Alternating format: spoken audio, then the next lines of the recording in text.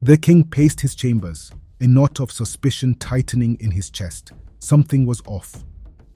His thoughts drifted to the recent events that had unsettled him.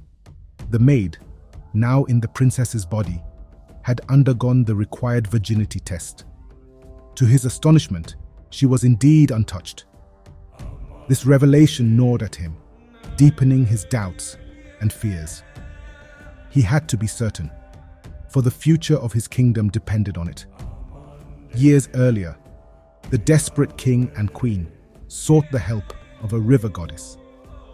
She promised them a child, but with a catch.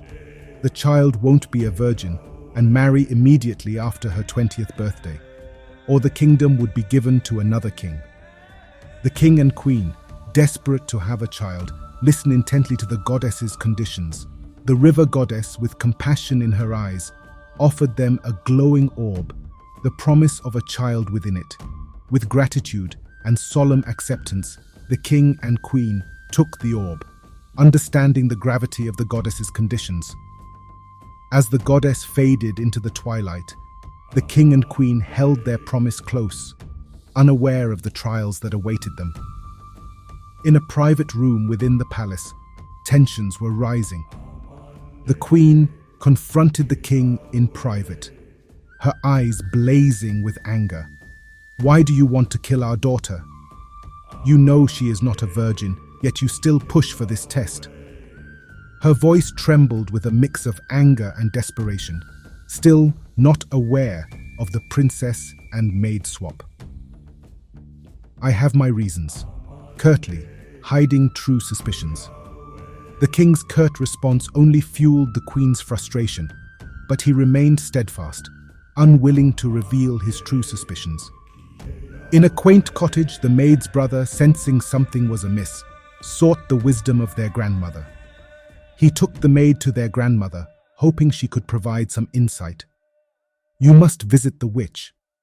She is the only one who can help you. Make sure you go with some porridge," the grandma advises. "I do not know how to make a porridge. I have never made it in my life. I can handle this on my own."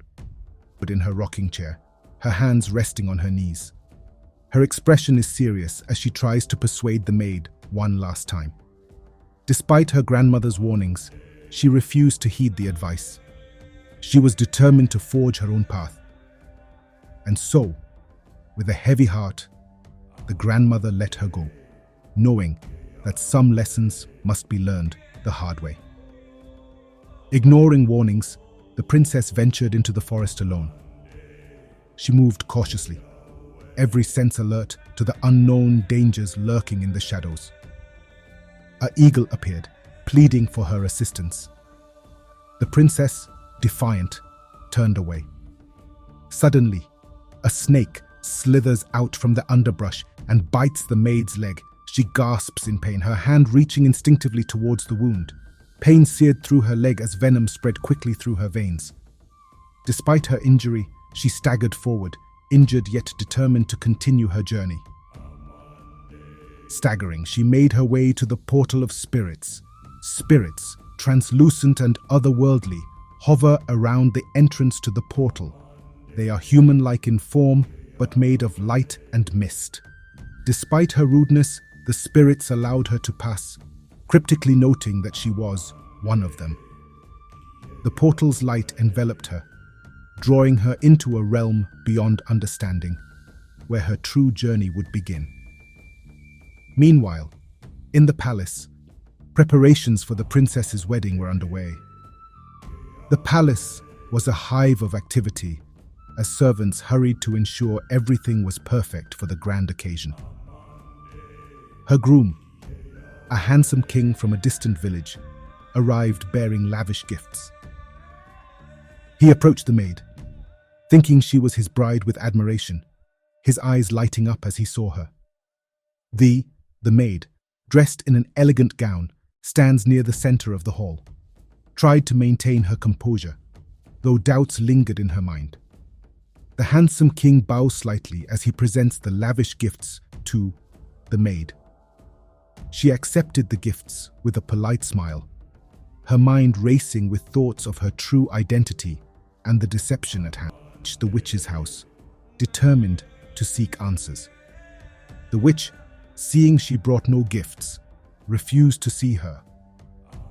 In a secluded chamber deep within the palace, the king's suspicions reached a breaking point. He summoned the maid, now posing as the princess, into the dimly lit chamber. Without warning, he lifted her shirt, searching for a telltale scar. The maid, now trapped in her deception, could only watch in silent terror. Finding none, his worst fears were confirmed. "She is not the princess," he shouted. Immediately, the king ordered his guards to arrest the impostor and lock her up. From the balcony of the palace, the king's voice echoed with urgency and determination. The king holds a parchment scroll, his expression grave and resolute. His voice booms across the courtyard as he addresses the assembled crowd, his words carrying weight and consequence. "By royal decree, I command all able-bodied men and women of the kingdom to aid in the search for the true princess before her marriage ceremony." The gathered crowd listened intently, knowing the gravity of the situation. Guards spread out, beginning a frantic search throughout the kingdom. A decree was sent out. The true princess must be found.